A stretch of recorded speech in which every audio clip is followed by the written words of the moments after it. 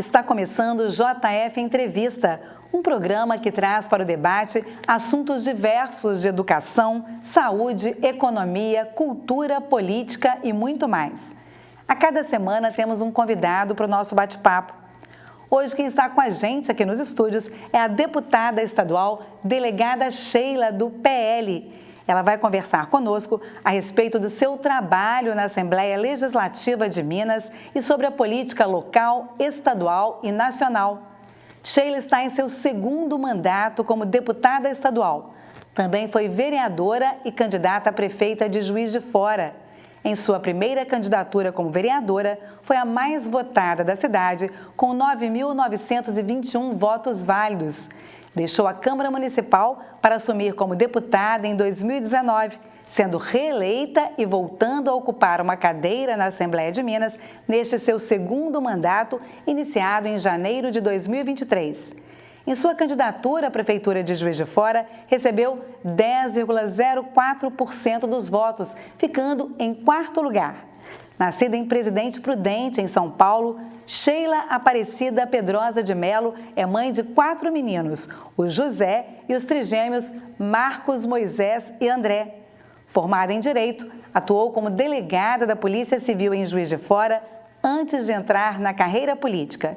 E neste programa, para entrevistar a deputada estadual delegada Sheila, está com a gente aqui nos estúdios o jornalista Ricardo Miranda.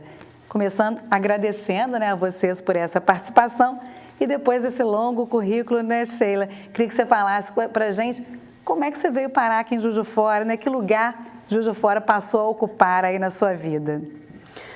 Olha, foi uma história até bem diferente, sabe? Eu sou nascida em Presidente Prudente, interior de São Paulo, já é divisa com Mato Grosso do Sul, é bem longe daqui. E na época, primeiro eu passei num concurso para o estado do Rio de Janeiro, em 2001, para a Polícia Civil. Eu tinha acabado de formar, me formei lá em Presidente Prudente, passei no concurso para a Polícia Civil. E a minha família ainda morava em Presidente Prudente, então eu ia muito de ônibus do Rio de Janeiro para Presidente Prudente. Dá umas 17 horas de viagem de ônibus. E isso ficou muito marcado em mim, porque na plataforma do lado, toda hora parava ônibus da Aviação Unida, escrito Juiz de Fora, Juiz de Fora. Eu não tinha nem ideia onde ficava Juiz de Fora. Toda vez eu ficava me questionando, gente, onde será esse Juiz de Fora? Sai tanto ônibus para Juiz de Fora, e fiquei com aquilo na cabeça. Olha só, e anos depois, aonde eu vim estabelecer minha vida, minha família, em Juiz de Fora. E assim, foi através de trabalho mesmo, concurso público. Eu passei primeiro no concurso para o Rio de Janeiro, lá foi uma fase muito difícil, eu precisava trabalhar, não tinha como sair, mas muito difícil para eu dar continuidade aos estudos, mas perseverei. 6 anos depois, eu consegui ser aprovada no concurso para delegada de polícia aqui em Minas Gerais, em 2006, eu entrei em junho de 2006. Foi, assim, muita alegria. Eu fiquei apaixonada pelo estado de Minas Gerais. Hoje eu posso dizer que sou uma pessoa apaixonada por Minas Gerais. E o meu sonho era realmente morar em Juiz de Fora, pela estrutura da cidade. Eu vim aqui, conheci algumas vezes, fiquei encantada com a cidade de Juiz de Fora e fui buscando estar aqui para trabalhar, desempenhar minhas funções e deu no que deu, Você veio de delegada, a primeira cidade que você morou em Minas foi onde? Foi em Rio Pomba. Então estava perto. Foi em Rio Pomba. E lá em Rio Pomba, a estrutura maior é Juiz de Fora. Então a gente tinha aquele hábito. Eu vinha todo domingo à igreja aqui em Juiz de Fora, vinha até o supermercado, vinha passear mesmo, fazer alguma coisa diferente. E eu fui me apaixonando pela cidade. E eu fiquei assim, gente, um dia eu quero trabalhar em Juiz de Fora. Seus meninos são de Juiz de Fora ou de Rio Pomba? Meus meninos, eles nasceram os 4 em Juiz de Fora. Todos são Juiz de Fora. E foram quantos anos de polícia até você passar de delegada a essa carreira pública, essa coisa do gosto pela política? Como é que foi essa entrada? Eu entrei em 2015, então foram 2016, Foram 14 anos de trabalho direto na polícia, E depois, durante o mandato de vereadora, eu ainda acumulava a delegacia de mulheres com a vereança, porque é permitido por lei. Aí só quando eu tomei posse como deputada estadual em 2019, que eu estou afastada temporariamente, mas eu ainda sou uma policial da ativa. Né? Lá assim funciona, a nossa chefia autoriza, né, que eu seja licenciada para ocupar um cargo eletivo. E eu contribuo para a previdência da polícia, tudo é da polícia. Continuo na ativa, inclusive, né, com todas as prerrogativas, porém exercendo o cargo como deputada estadual. Deputada, como que foi essa construção política, que é um momento, quando a senhora vem eleita vereadora, logo em seguida deputada, é um momento que a polícia começa a ter um protagonismo muito grande na política. Você tem policiais militares, policiais civis, depois mais tarde agentes do Exército. Como que foi no seu caso específico? Veio nessa onda ou você já tinha um trabalho interno na polícia? Como é que aconteceu? Não, quando eu me candidatei a vereador, e esse é o meu jeito, eu sempre fui eu gosto de gente. Né? Então, o meu primeiro trabalho assim, público foi como agente comunitária de saúde. Eu fui agente de saúde 3 anos e eu era apaixonado pelo trabalho, de fato. Assim. Eu gosto dessa proximidade, eu gosto de ajudar as pessoas, sempre estive envolvido em trabalhos sociais. Só que nunca tinha passado na minha cabeça ser candidata em nenhum cargo eletivo. Tem algumas pessoas da minha família na política, tem um tio lá em Presidente Prudente, eu cresci com ele sendo vereador lá na cidade, presidente da Câmara. O meu irmão também foi vereador por alguns mandatos no Rio de Janeiro. E hoje ele não está na política, mas quer retornar, porque né, ele trabalha com educação, né, com universidade. E assim, não passava na minha cabeça. E do nada, né, foi uma transição, eu estava como delegada regional, e na transição de governo, né, saiu a Anastasia, entrou o Pimentel, natural uma troca, né, nos comandos, e eu fiquei assim pensando, gente, o que eu vou fazer agora? Aí, até um político aqui da cidade, vou falar o nome, Isauro Calais, ele que me chamou, ele que falou, Sheila, você tem potencial, você é bastante conhecida na cidade, o pessoal gosta de você. Aí eu fiquei pensando, conversava com um e com o outro, e falava, isso é bobagem, porque polícia nunca ganha eleição aqui. Vários delegados já disputaram a eleição, alguns batem na trave, outros fazem nada de votação e tal. Mas eu sempre tive essa convicção, falei, gente, se eu entrar, eu acho que eu posso ganhar. Eu falava, né, para as pessoas, eu acho que eu posso ganhar. A gente não pode ser assim, né, porque não deu certo para um, não vai dar certo para você. Eu sei quem eu sou, eu acho que pode dar certo. E eu tinha muita vontade de fazer algo diferente. Tá? Na polícia a gente fica lá...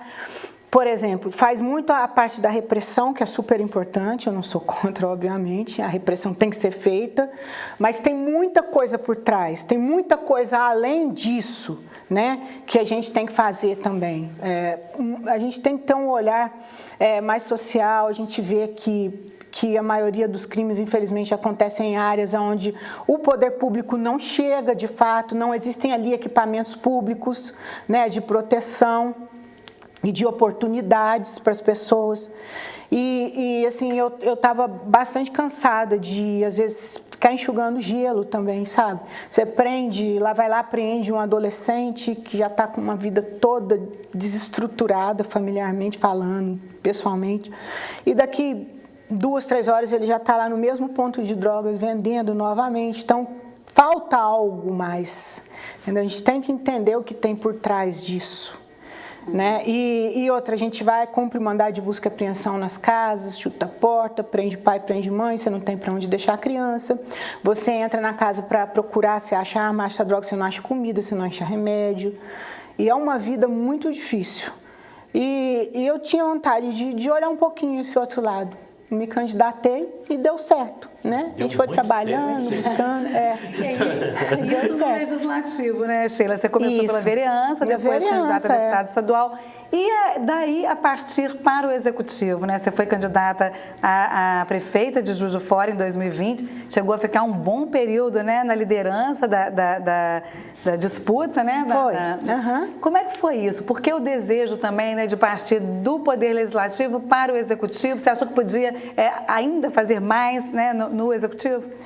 Na verdade, o Poder Legislativo a gente pode trabalhar muito com ideias, com legislações. Hoje a gente tem a questão das emendas parlamentares, mas se você for ver, a emenda parlamentar não representa quase nada. Igual todas as minhas emendas, se chegar a 15 milhões por ano, certo? 15 milhões por exemplo, o que o HPS gasta por mês. Toda a despesa do HPS em um mês. Ou seja, eu posso pegar tudo que eu recebo em emendas parlamentares e colocar aqui em Juiz de Fora, que não vai impactar na vida de ninguém. Você está entendendo? Não que o trabalho legislativo não seja importante, importantíssimo, né? Mas eu pensei em me candidatar, primeiro que eu gosto de desafios. E segundo, que eu achei que o Executivo é um espaço de decisão, né, onde você pode construir relacionamentos melhores, pontes melhores, um relacionamento mais equilibrado entre os poderes, deixar de lado o que é muito da minha característica, essas questões de ideologia, essas questões muito partidárias, sabe? Abrir as pessoais para buscar o que realmente é de interesse da cidade, fazer algum trabalho mais participativo, buscar o que realmente a população quer, né, que seja feito. E outra coisa, o que eu pensava muito assim, sobre Juiz de Fora, o que eu penso sobre Juiz de Fora, eu conheço muitos lugares, inclusive fora do nosso país. Eu acho que Juiz de Fora é uma cidade que tem potencial para ser muito mais do que ela é. E eu tenho certeza disso, não é só eu que acho. Muitas pessoas acham isso, sabe? Aqui nós temos alguns pensamentos que são bem atrasados. Algumas coisas, algumas restrições, tudo é não, tudo não pode, tudo isso, tudo aquilo. Às vezes atrapalha, né, o crescimento do comércio, às vezes atrapalha a pessoa que está querendo empreender, investir um dinheiro aqui. Coisas simples que fazem com que grandes empresas não queiram, inclusive, investir na nossa cidade, né? Falta de visão de futuro, de incentivos. Um exemplo disso é essa guerra boba que tem desse distrito industrial nosso, gente, centro industrial. Se é do Estado, se é do município, até quando eles vão ficar fazendo isso? Até quando isso vai ficar sem solução? Até quando? Vocês já viram o tamanho dos buracos que tem ali? Que as empresas têm que enfrentar com os caminhões para escoar a produção. Que empresa que vai querer vir para uma cidade assim? Entendeu? Então é fácil trazer, mas também a gente tem que oferecer. Então meu pensamento era esse. Você continua acompanhando muito de perto o Juiz de Fora, né? Apesar de você ter sido votada, né? Seus votos foram muito pulverizados na segunda eleição. E aí, como é que está? A gente está há um ano e pouco, né, das eleições municipais do ano que vem. O que você já pode contar para a gente? Você está no PL, você é hoje presidente do PL municipal, né? Está líder do PL Mulher no Estado. Isso. Como é que estão as negociações do PL em relação a Juiz de Fora? Seu nome está colocado? O que você pode adiantar para a gente aqui? O PL, com certeza, vai ter um protagonismo muito grande aqui nas eleições municipais de Juiz de Fora, né? A base nacional do partido está apostando aqui na cidade, sim. Nós precisamos aí ocupar uma posição de importância nas eleições do ano que vem para o Executivo e também para a eleição de uma chapa boa de vereadores, né? Eu, assim, seguramente não sou o nome do PL, nem a vice, nem a prefeita, dessa vez não, né? Não vou dizer que nunca mais, mas quem sabe um dia, mais para frente, no momento não sou eu. É de conhecimento já de muita gente que o Charles, né, meu companheiro, o Charles Evangelista, foi vereador aqui comigo, deputado federal, hoje está na diretoria da Copasa. Ele tem planejamento, tem planos, né, em se candidatar a prefeita aqui de Juiz de Fora. É nascido aqui, conhece Juiz de Fora como ninguém, muito bem relacionado. Ele tem formação na área de zootecnia e de administração de empresa, muito inteligente, capacitado. E, assim, eu pretendo apoiar muito, sabe, esse trabalho dele, que eu acho que ele realmente tem condições de enfrentar. Ele ainda não definiu, ele mesmo não falou nada disso em público, se é pré-candidato ou não, mas eu super apoio. E estou ajudando também, mas ele protagonizando as costuras com outros partidos também, partidos aliados, né, do nosso, até então, para que a gente possa. Agora, se vai ser pelo PL ou não, aí também a gente não tem essa certeza. Aqui em Juiz de Fora a gente tem uma coisa muito que remete muito ao cenário nacional, que a gente tem uma prefeitura hoje do PT que possivelmente, muito provavelmente, vai ser candidata à reeleição. E o PL hoje é o maior partido de oposição do país. E quando você fala de um arco de aliança, você quer reunir os partidos que hoje são mais de centro-direita, que fazem essa oposição. Essa a ideia dessa construção que eu tenho conversado com o Charles e ele tenta reunir isso. O caminho é esse. O caminho, Hoje nós temos aí, já no grupo, né, o Progressistas, o Republicanos e o PL, naturalmente. E nós estamos aí pensando em buscar outras siglas também, algumas siglas menores, como PMN também, o Patriotas. Então, a gente está, né, buscando esses entendimentos. E é isso, centro-direita, né? E as negociações para vereador? Já tem nomes? Já podemos falar de algum nome? Ou ainda vereador, nós já estamos montando as chapas aí, né? Chamando alguns ex-vereadores para o nosso grupo, como o Júlio Obama, né? Que foi vereador aqui, tem um potencial muito grande, o Chico Evangelista, que é o pai do Charles, uma figura, né? Uma pessoa, né? Boníssima, e eu tenho certeza que está fazendo falta aqui no parlamento, né? Nós temos o Sargento Mello, é um nome assim fantástico. Na minha opinião, esse é um dos mais votados da cidade, pode ter certeza disso. Esses são os nomes mais conhecidos, assim, que a gente tem, né, buscado para próximo, e mais outros estão surgindo. Como a gente vai, né? Nós estamos montando uma gama boa de partidos, acho que nós teremos bastante gente. Então nós vamos para o intervalinho, hein? Nós vamos para o intervalo e a gente volta falando mais de política. Vamos falar das mulheres na política, tem muito bate-papo ainda, né, Sheila? Aguarde aí, a gente vai para o intervalo e volta já já.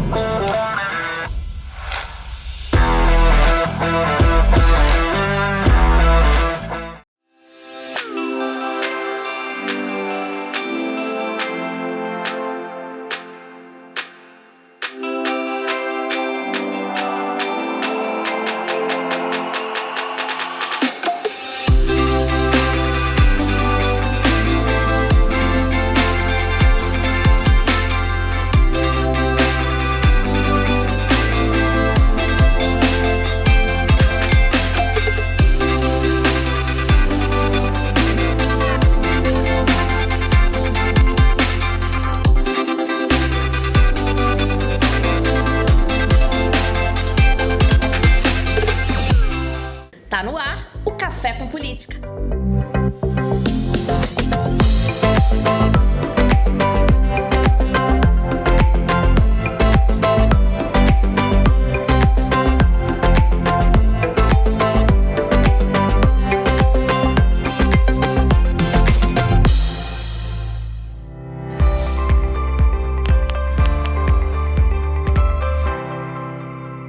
Olá, estamos de volta com o JF Entrevista. Hoje aqui com a gente nos estúdios a deputada estadual, delegada Sheila. Para essa entrevista aqui com a gente, o jornalista Ricardo Miranda. Ô, delegada, queria que a senhora começasse falando para a gente a importância da mulher na política, né? Uma das bandeiras, né? A senhora foi eleita com essas bandeiras, várias questões de segurança pública também, mas a violência contra a mulher e a mulher na política sempre estiveram, né? Como bandeiras principais aí da senhora. Queria que a senhora falasse um pouco disso, estando na Assembleia, que tem hoje o maior número de deputadas, são 15 deputadas, né? O maior número da história da nossa Assembleia de Minas, mas ainda não representa nem 20% dos 77 deputados estaduais, né? É muito pouco, né? Somos 15 mulheres fortes que nós temos lá. A gente trabalha, independente de questões ideológicas, a gente procura trabalhar muito, a gente se une muito nas pautas que são consenso, sabe? E a violência contra a mulher é consenso, acho que de todo mundo, ou pelo menos deveria ser. Então, a gente trabalha muito em cima dessa pauta, saúde da mulher também, né? A abertura de oportunidades, o empreendedorismo. Já conseguimos alguns avanços, como, por exemplo, a Procuradoria da Mulher. Hoje eu sou procuradora adjunta e a gente faz um trabalho fantástico. A gente conseguiu disseminar já para quase todo o estado de Minas Gerais a instalação dessas procuradorias. É super importante. Às vezes parece algo simples, mas não é. Se você pensar que em cada parlamento, somos 853 municípios, né? O nosso sonho é que em todos nós tenhamos uma Procuradoria da Mulher. Porque aí nós temos os trabalhos que são reflexos. A gente pega o trabalho da Procuradoria Nacional, replica na estadual e as municipais costumam replicar da estadual, até porque a gente faz essa capilaridade. Né? Inclusive, agora, dia 22 de agosto, vai ter um encontro nacional de todas as procuradoras e procuradoras adjuntas em Brasília e nós vamos chegar com conteúdo novo, com ideias novas. E isso a gente vai replicando para onde tem procuradoria, inclusive aqui, né? Juiz de Fora tem. Sheila, essas procuradorias? Bom, a procuradoria, ela serve para dar voz mesmo para as mulheres. A nossa função é mais ouvir, né? Ouvir as mulheres, tocar nos pontos sensíveis, orientar para que a gente tenha ideias para boas legislações, né? Que tragam aí algum conforto para as mulheres, porque não adianta falar, mulheres e homens, pela lei nós somos iguais, pela lei, só que na prática a gente sabe que a desigualdade ainda é muito grande. Aqui em Juiz de Fora tem espaços que as pessoas podem procurar ou é sempre voltado para a Assembleia? Não, aqui em Juiz de Fora tem a Procuradoria da Mulher já instalada, né? E aqui mesmo na Câmara. A atual procuradora que eu não me recordo quem é. Mas aqui tem. E assim, as pessoas tem que pegar o hábito. Então, cada procuradoria fazer mais propaganda desse trabalho, gente, porque é super importante. Agora, nós estamos com rodas de conversas e de palestras na Assembleia. Toda terça-feira tem lotado. A gente divulga, porque as palestras são muito boas. Na terça-feira passada, nós recebemos uma defensora pública que ela estava explicando tudo sobre os direitos civis das mulheres. Muita mulher ainda acredita, eu estou sofrendo alguma violência, eu não quero mais relacionamento, ninguém é obrigada a querer viver com ninguém. Mas se eu sair de casa, dá abandono de lar, e eu vou perder a guarda dos meus filhos, eu vou perder todo o meu patrimônio, como pensava-se antigamente. E como existia de fato isso na lei, mas isso não existe mais, não tem essa questão, eu tenho que ir lá registrar ocorrência para não dar abandono de lar, não existe isso mais, sabe? Então, mas a grande maioria das pessoas pensam que existe, tipo assim, que eu vou perder a guarda dos filhos porque eu não estou lá nesse período, sabe? Essas coisas assim. Então, a advogada, como que eu faço para ter direito de alimento, para regularizar a visita? Então, ela orienta que isso precisa estar muito bem regularizado no papel, independente do relacionamento, se é bom, se é ruim, tem que estar para não ter problemas futuros. Então, nós tivemos ali, foi um verdadeiro curso, eu até relembrei muita coisa. Nós tivemos também falas sobre comportamento familiar, a importância, falando sobre a internet, falando sobre como os filhos repetem os nossos comportamentos, repetem o comportamento de um pai agressor, de uma mãe manipuladora também, né? Então, assim, são palestras super interessantes. Então, até o final do ano, nós teremos toda terça-feira esse encontro com 2 palestrantes diferentes. Começa às 14 horas, vai até às 18 horas. Isso tudo pelo YouTube da Assembleia, se vocês tiverem interesse até de replicar na TV Câmara, eu acho que são conteúdos assim fantásticos. Eu tenho aprendido demais. A gente fala de saúde, fala de tudo sobre a mulher.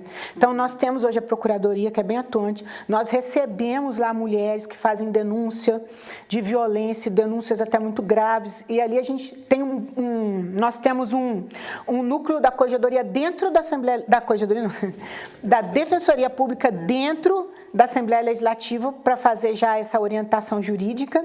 E nós temos contato, link com as delegadas de mulheres, as unidades onde elas já vão com o horário marcado, a gente direciona. Então, é um trabalho que também dá para ser replicado aqui em Juiz de Fora com muita tranquilidade, sabe? Ainda mais com a estrutura da cidade. Hoje nós temos uma bancada feminina na Assembleia. O que significa uma bancada feminina? Significa que essa bancada, por exemplo, uma mulher que seja membro da bancada, ela tem direito à voz em qualquer comissão, mesmo que ela não seja membro efetivo. Porque lá nós votamos nas comissões, nós falamos, né, e as comissões são televisionadas. Então, se eu não sou membro da CCJ, mas eu sou ali uma vice-líder de bancada, e eu cheguei lá, minha líder não está, eu tenho direito a falar. Sabe? Então, assim, dá voz para a mulher, dá representatividade para a gente. Você sente que isso está reverberando, que a mulher está ganhando mais espaço, ou você ainda sente o preconceito em relação aos homens, né, aos fatos que acontecem, ou a mulher, às vezes, né, ter a voz menos reverberada, né, mais silenciada em relação aos colegas? Como é que você já está em segundo mandato, provavelmente você já se coloca mais, né, Sheila? Mas como que você vê essa mulher que chega na política? Não é muito fácil você conseguir entrar no meio político. O Ricardo acompanha a política a vida inteira. Você sabe como que eu estou falando. As reuniões, muitas vezes, as tratativas acontecem em horário noturno, às vezes fora da Assembleia. Para a mulher que é casada, que tem filhos, isso é um fator que dificulta. Muitas vezes não tem essa compreensão dentro de casa. Vai dar briga, vai dar ciúmes, vai dar problema.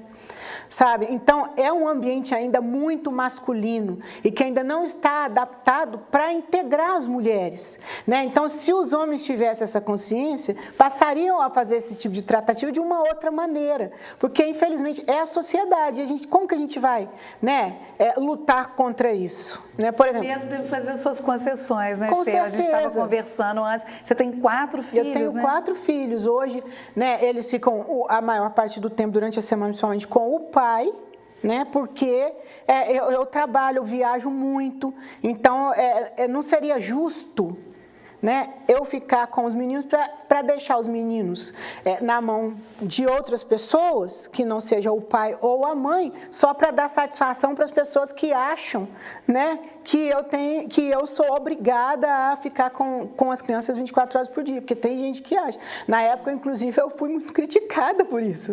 O Ricardo sabe disso. E qual a diferença? Você está entendendo? Se fosse o contrário, não teria crítica nenhuma. Problema zero. Ou seja, então uma mulher hoje não pode exercer a função de deputado, porque só quem mora na capital de São Paulo, de Belo Horizonte. Não pode ser deputado federal, deputado estadual, não pode, porque a gente fica lá durante a semana. Entendeu? Então, assim, esse tipo de pensamento machista, preconceituoso, que ainda está muito, mas muito enraizado na nossa sociedade. E tem muito ainda dentro dos partidos. Demais, e eu vi recentemente que você agora ascendeu a um cargo de direção dentro do PL. Sim. Isso já é uma vitória expressiva, porque partido hoje ainda tem muito essa visão dos homens controlar o partido e com fundo eleitoral e fundo partidário, eles controlam os recursos. Isso. Então, assim, eu acho, como é que foi isso? Você conseguiu cavar uma participação na direção do PL, que é o segundo maior partido hoje de Minas Gerais, grande. Isso. Foi uma conquista. Foi uma conquista. Hoje eu estou como presidente estadual do PL Mulher e estou na diretoria executiva do partido, da estadual. Eu confesso, quando, né, o deputado Domingos Salles me ligou me convidando, e o presidente de honra também, né, que é o doutor Zé Santana, eu até assustei, assim, não é muito comum, mas eu recebi com muita satisfação e, assim, foi um respeito que a gente foi conquistando ao longo do tempo. Eu acho que o que eles enxergam em mim, que eu percebo, né, nas pessoas, até lá dentro da casa, respeito. Né, eu sei tratar todo mundo com respeito. Muito raramente você vai me ver falando mal dos outros, fazendo vídeo, né, atacando pessoas. Às vezes a gente pode criticar ações, a gente pode criticar alguma ideia, mas não pessoas. Eu não critico pessoas, porque eu acho isso muito, muito feio e antiético. E eu procuro, assim, né, entender, compreender as coisas, e eu procuro o máximo possível ser uma pessoa leal e de palavra. E eu sempre fui assim. Se eu combinar alguma coisa com alguém, se eu der a minha palavra, o meu apoio em alguma demanda, eu posso levar o maior prejuízo, eu posso ficar sem nada, mas eu não vou descumprir. A gente vê muita Isso é da pessoa, nas redes sociais também, muita. né, Sheila? Como é que é a sua atuação nas redes? Você procura manter isso também, esse comportamento, né, mais democrático, vamos dizer assim, mais republicano? Eu procuro manter, sim, esse comportamento, porque eu já fui muito atacada nas redes sociais e eu sei o quanto isso é difícil. E eu acho que isso é antidemocrático. Né? A pessoa, cada um tem o direito de expor as suas ideias da maneira que quiser. Se você não quer, não segue a pessoa. Entendeu? Não segue, não curte, mas, né, a pessoa tem direito de falar o que ela pensa e de expor ali as suas ações, e eu não gosto de ficar atacando ninguém, não. Ô Sheila, você está para além das comissões da mulher, você também está em outras frentes, né? Está em outras lideranças na Assembleia, uma que é o combate à pedofilia e outra também, né, como presidente da comissão das drogas, né, crack e outras drogas, né? Fala um pouco desse trabalho, vocês vão vir inclusive com audiência pública aqui para Juiz de Fora, dia 18 de setembro, né, para debater esse assunto das drogas. Das drogas. Então, eu estou ocupando essas frentes lá na Casa Legislativa, né? Estou como vice-líder da bancada feminina, procuradora adjunta da mulher, membro efetivo da Comissão de Defesa dos Direitos da Mulher, presidente da Comissão de Combate ao Uso de crack e outras drogas, e também presidente da Frente Parlamentar de Combate à Pedofilia, lá na Casa. E agora eu já protocolei a criação de uma grande frente parlamentar em defesa do desenvolvimento econômico da Zona da Mata. Essa foi difícil, a gente, né, mas ela vai ser instalada e eu estou apostando demais nessa frente. Eu acho que eu durmo pensando nela, acordo pensando nela, estou com muitos planejamentos para ela e precisando de ajuda. Inclusive, Ricardo, te faço desde já um convite, né? Ele é muito envolvido nessas questões, para estar ajudando a gente, porque a nossa Zona da Mata precisa de mais, gente. A gente vê um abismo de distância que está criando entre a Zona da Mata e algumas regiões aí do estado, e isso não é justo. Né? Nós temos um povo trabalhador, nós temos uma localização maravilhosa, né? Então a gente precisa lutar aí para trazer mais coisas para cá. Você acha que menos representatividade política? O que falta, né, para a Zona da Mata? Nós somos tão bem localizados, a gente está próximo do Rio, próximo a São Paulo, e a gente está sempre com os piores resultados em Minas Gerais inteira. A gente não tem tanto problema de seca, né? O que falta aqui para a Zona da Mata? Eu penso que o que falta é o povo analisar mais a forma de votar.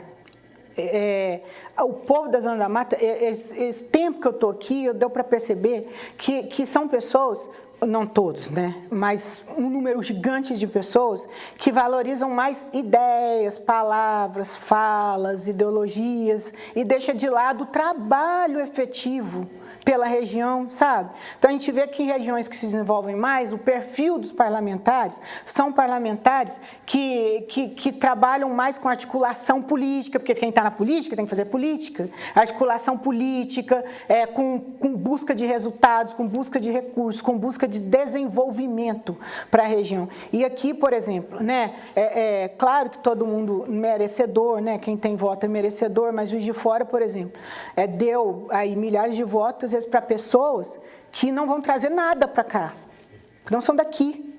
Juiz de Fora deu mais de 120 mil votos para deputados que não vão mandar um centavo para Juiz de Fora, que não conhecem a realidade do entorno, as nossas dificuldades, tanto que a gente tem que atender todos os municípios, não conhece nada disso. Entendeu? Então, o deputado estadual, ele tem que, você quando for votar, você tem que ver em quem vai focar na região. O federal, ok. ainda, não necessariamente, mas né, agora, principalmente o estadual. Só que a gente não vê muito essa realidade, é muito voto para gente de fora. Gente de fora, de segmento, de bandeira. Eu tenho minhas bandeiras de vida, mas eu não deixo de fazer o trabalho municipalista, porque é importante e a gente precisa dele. E é impressionante também a distância que o eleitorado tem em relação, por exemplo, o deputado de Santos Dumont, de Muriaé, de Leopoldina, que são da Zona da Mata, e Juiz de Fora desconhece completamente a realidade a 30, 40, 50 quilômetros de Juiz de Fora. Exatamente. Então, quando você fala em uma construção de uma frente da Zona da Mata, a ideia é pegar os deputados da nossa região toda e começar a pensar de uma forma única. Exatamente. Então, eu dei o start, protocolei a frente. Com certeza a gente vai ter o número de assinaturas suficientes para que ela seja instalada e eu vou começar a convidar os parlamentares para participarem, todos têm que participar.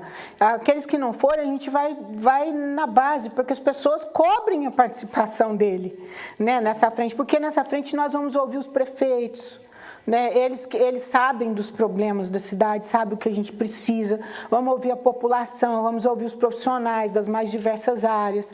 E tem que ser assim, falar, ouvir, tem que ouvir. Como que a gente vai tomar decisão sem saber direito o que acontece? Né? E o que você falou, a Zona da Mata é muito grande. A realidade ali da Zona da Mata que beira o Campo das Vertentes é uma. A da Zona da Mata de Juiz de Fora é outra. Da Zona da Mata que faz divisa com o estado do Rio de Janeiro é outra, e difícil. Que realidade difícil que nós estamos vivendo ali, entendeu? De aumento de violência, muita violência, falta policial, falta estrutura para tudo, as estradas estão horríveis, né? Então, assim, a Zona da Mata, ela sofreu um processo de desindustrialização ao longo dos anos muito grande, foram fechando várias indústrias, perdendo os postos de trabalho. Hoje, o que está sustentando a Zona da Mata são algumas indústrias, né, artesanais, a agricultura familiar e a produção de café. Nossa, né, que ainda emprega muita gente e tal. E é isso. Então, será que a Zona da Mata mudou a vocação? Se mudou a vocação, a gente tem que buscar um jeito de mais investimento para potencializar a nova vocação e fazer isso gerar muito dinheiro para melhorar a qualidade de vida das pessoas e isso retornar para cá de alguma forma. Agora, se não mudou a vocação, precisa realmente atrair novas indústrias para cá, então vamos lutar para que isso aconteça. Mas primeiro a gente precisa saber que, de fato, assim, cada lugar que a gente vai, a gente ouve uma opinião, alguma coisa, a gente não tem esse diagnóstico. E Juiz de Fora, você acha que não tem cumprido esse papel de pegar para si essa responsabilidade? O Ricardo falou dos deputados, né? Muitas vezes não conversam com outros, seja de Muriaé, seja de Ubá, seja de outra cidade próxima, né? Juiz de Fora está deixando esse papel um pouco de lado? Como é que você vê isso? Total, 100%. Esse papel não existe. Entendeu? Igual, eu sou deputada... Há uma dependência grande da Zona da Mata de Juiz de Fora, mas ao mesmo tempo a cidade não pega para si isso? Não pega para si, esse papel não existe. Infelizmente, a verdade é essa, não tem. Entendeu? Não que nós sejamos inimigos, somos todos amigos. Mas, vamos fazer, mas não tem que aglutinar para poder tirar as coisas das ideias e do papel e fazer com que as coisas aconteçam. E é isso que eu vejo as outras regiões fazendo. Nós vamos conversar no próximo bloco para saber como é que o governo do estado está olhando para a Zona da Mata também, né, Ricardo? Para ver como é que o governo Zema também está trabalhando com vocês. É no próximo bloco. Espera um pouquinho que a gente volta para conversar com a deputada estadual, a delegada Sheila, sobre mais política, a política estadual e também a política nacional. É no próximo bloco. Até já!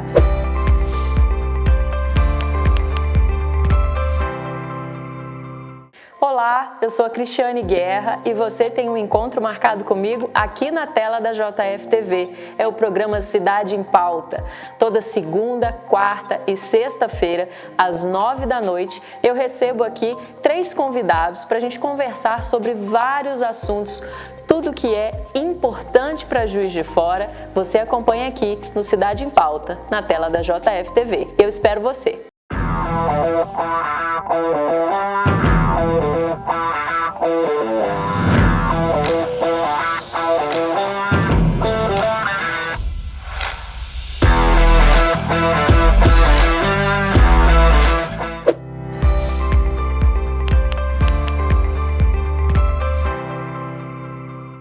Olá, estamos de volta com o JF Entrevista.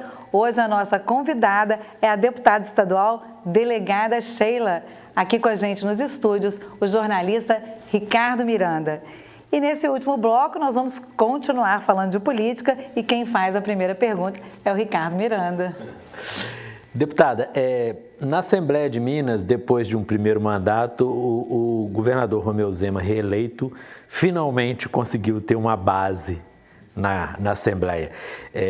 Eu acompanhei muito nos primeiros momentos de perto, trabalhando no governo e depois como jornalista acompanhando, essa dificuldade que ele tinha até para aprovar propostas de interesse do Estado, né? Renegociação da dívida, que é uma coisa muito séria, mas como não tinha essa base, não conseguia. Agora tem, e o PL faz parte da base.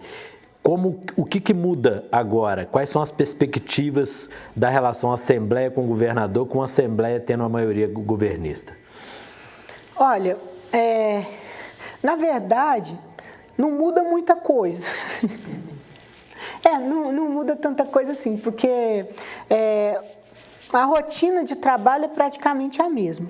Agora nós temos um secretário de governo que é deputado estadual, com mandato, né? Ele foi licenciado para ocupar lá a pasta, está lá há pouco tempo, começando, mas está indo bem, que é o Gustavo Valadares. Ele sabe o jeitão da casa, né? A forma de fazer as articulações, as composições ali na casa. E eu acho que o governador ele está indo bem, porque a grande maioria que hoje foi para a base antes estava no bloco independente, chamado bloco independente. Eu estava no bloco independente e sempre fui base. Né? Só que assim, cada parlamentar tem as suas restrições em relação a ser base, porque ficou um bloco de base muito grande.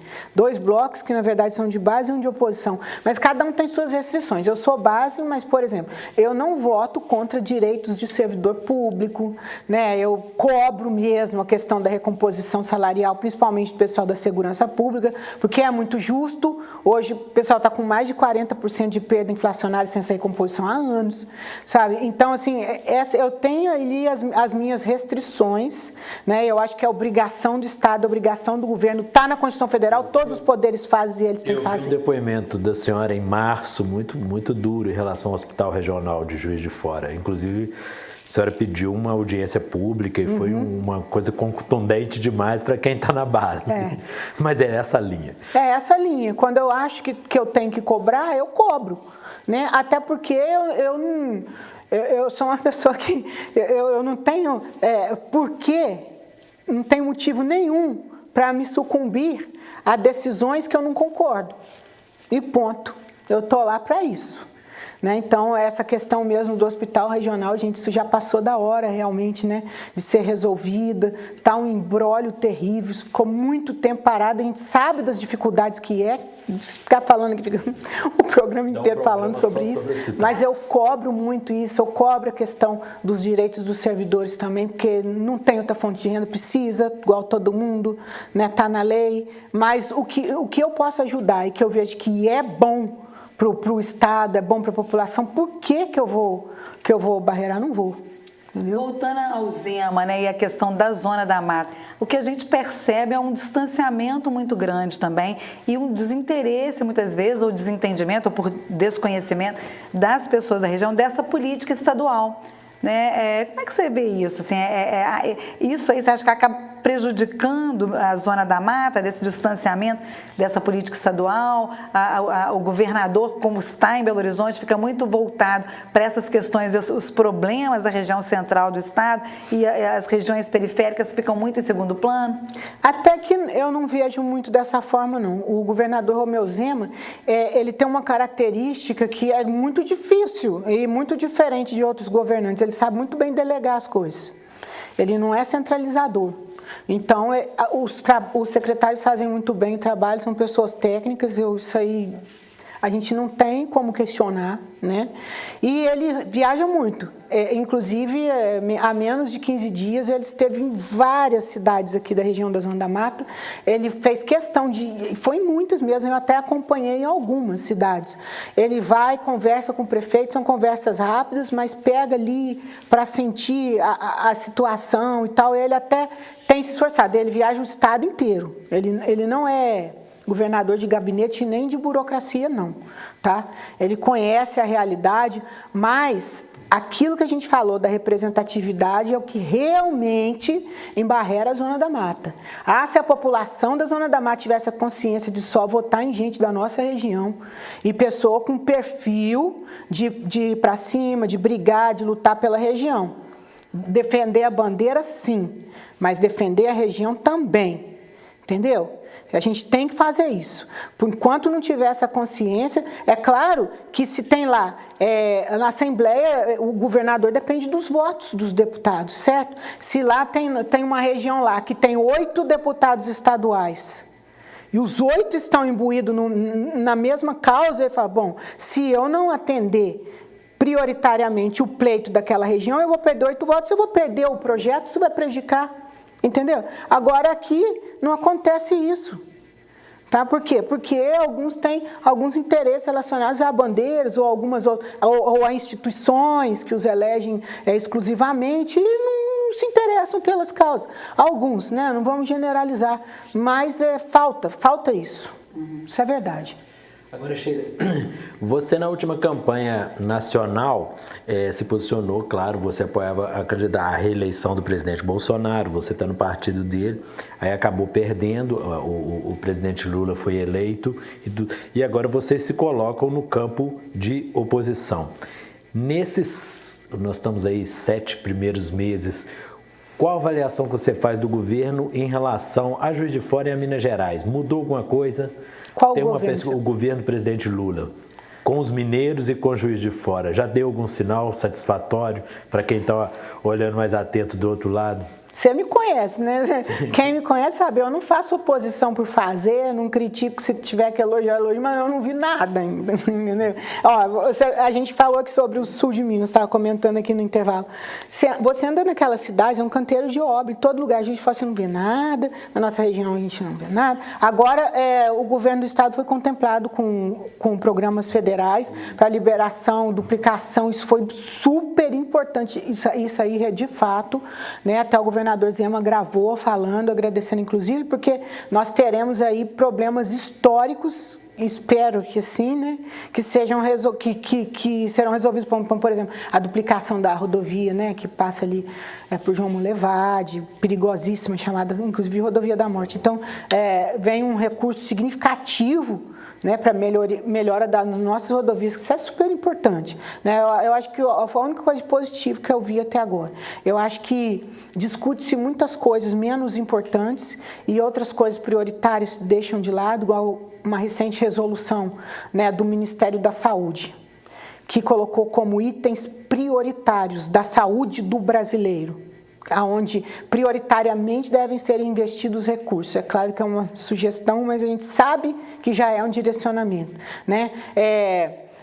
Implantação da política do aborto, que eu não sou a favor, e não acho que isso seja item prioritário da saúde do Brasil, que o povo está morrendo nas filas dos hospitais, morrendo.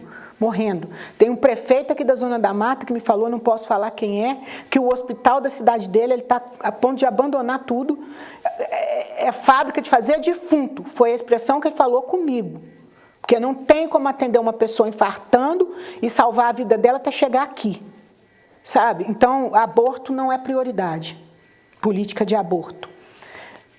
Outra coisa também, política para liberação de drogas, também não é prioridade de saúde. A gente sabe que o usuário, o dependente químico é redução de danos que você fala ou de liberação mesmo? De liberação, tá bem claro, entendeu?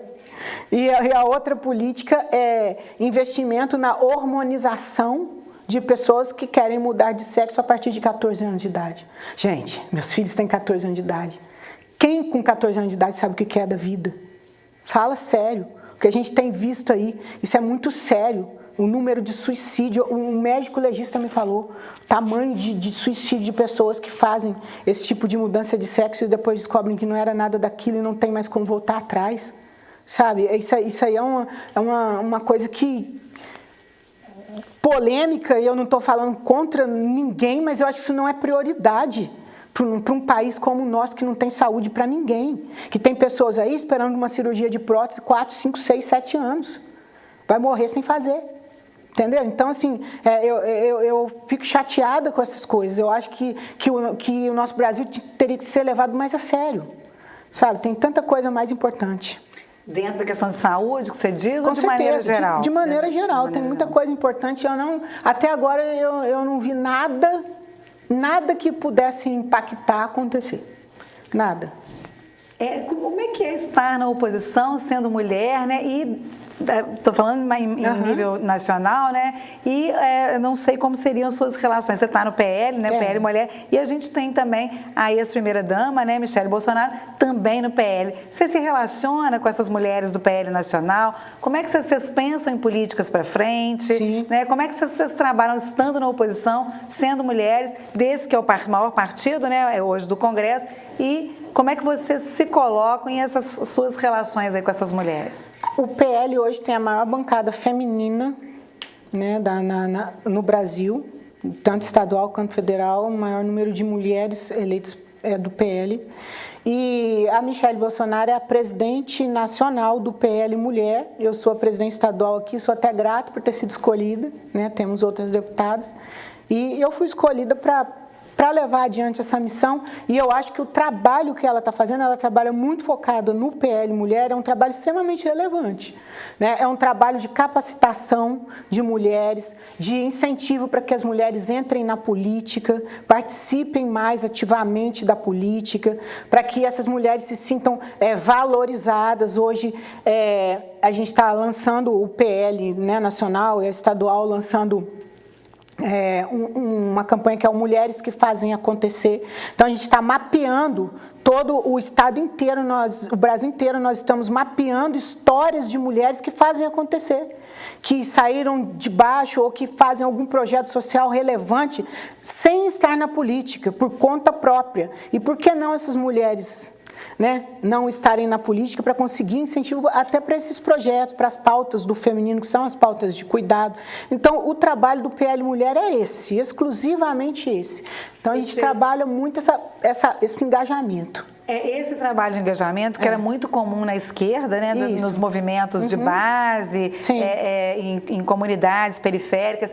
Isso vocês estão fazendo também, mas a partir de como que vocês chegam nessa base? A gente pode fazer essa comparação? É o mesmo movimento? É o mesmo movimento de trazer essa mulher para dentro da política, de conscientizar essas mulheres de que a política não é só eleitoral, mas que se faz política todo dia? Exatamente, é o mesmo movimento. Exatamente igual, não tem diferença nenhuma. A gente conscientiza que a mulher ela pode sim ocupar um cargo eletivo e ela deve ocupar um cargo eletivo. A gente trabalha muito também outras pautas que durante muito tempo essas pautas foram consideradas pautas de esquerda, e que, na verdade, são pautas de todos nós. A questão da violência contra a mulher, sabe? Da luta contra o feminicídio, construção de políticas públicas. Principalmente, o PL tem vários deputados que têm a bandeira principalmente de crianças e adolescentes com necessidades especiais.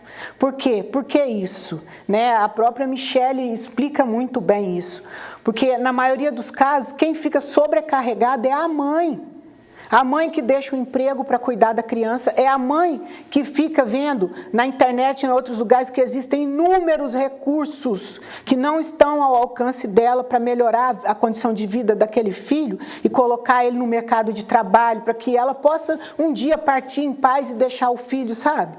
Bem, as pessoas, por exemplo, que não enxergam. Então, assim, tem essa bandeira muito forte e também traz a bandeira do empreendedorismo. Então, as mulheres às vezes, não necessariamente se identificam com todas as pautas da direita, mas que se identifiquem com essas pautas que a gente trabalha, né? Da defesa da criança, da inocência das crianças. Eu acho que isso é pauta que a grande maioria das pessoas não divergem. Costume falar que isso é pauta de esquerda e pauta de direita.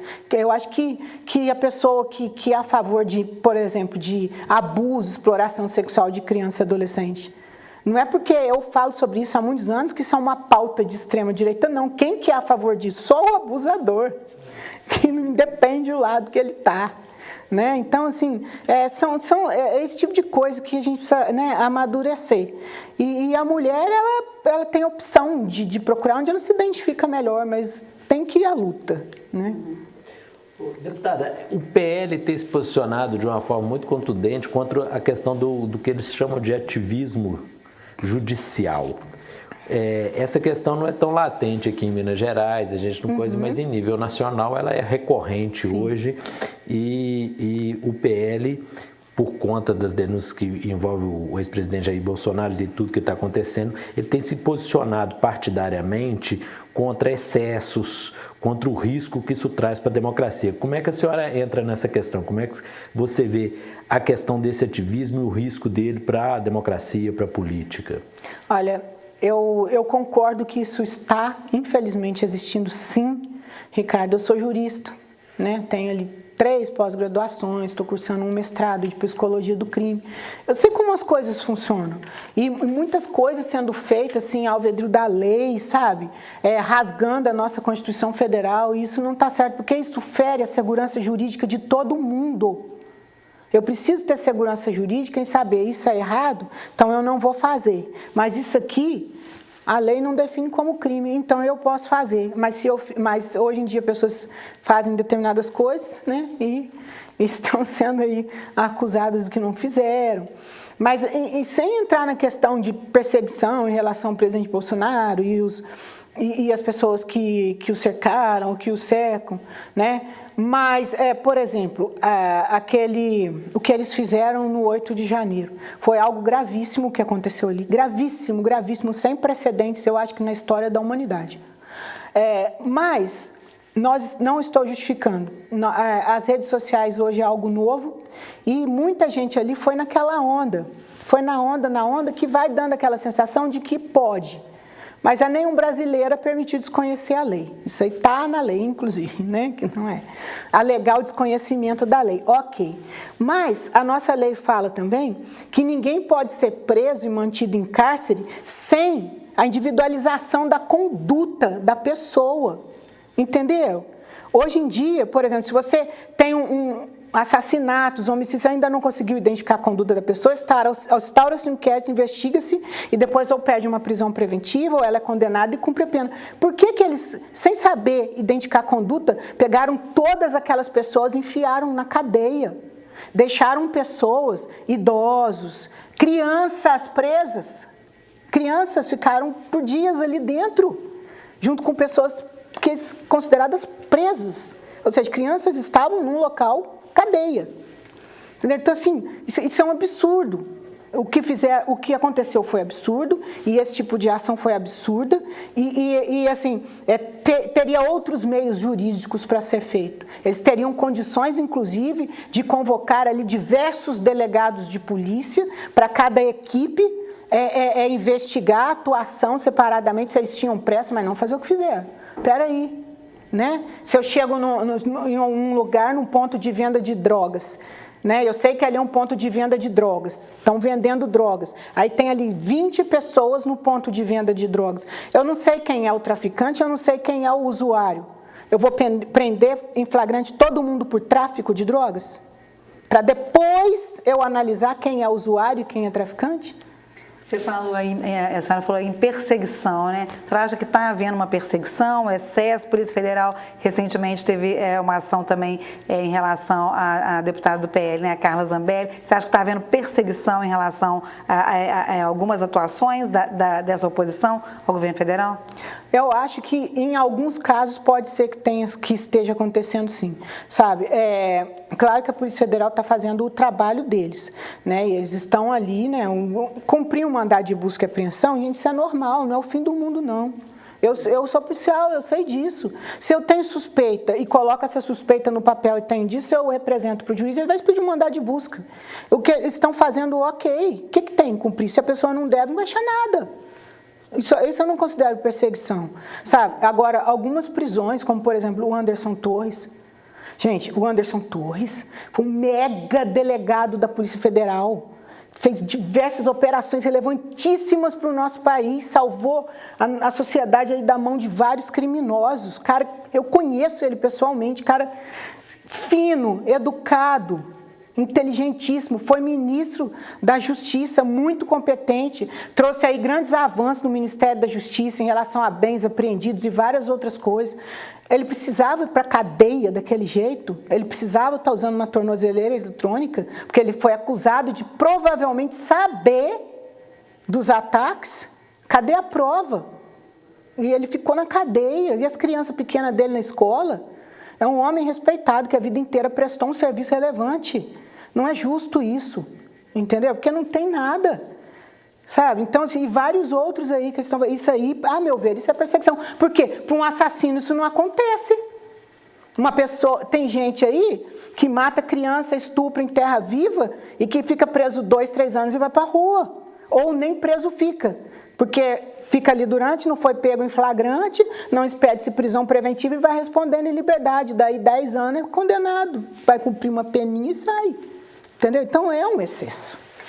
Deputada, só para polemizar mais um pouquinho, mas já tentando finalizar. Como é que a senhora vê também a interferência da religião, né? A senhora disse, né, que vinha de fora para a igreja, né? Sempre foi uma pessoa muito religiosa. Como é que a senhora vê a interferência da religião na política hoje? A senhora acha que mais atrapalha do que ajuda? Acha que é necessário? A gente está num país laico, né?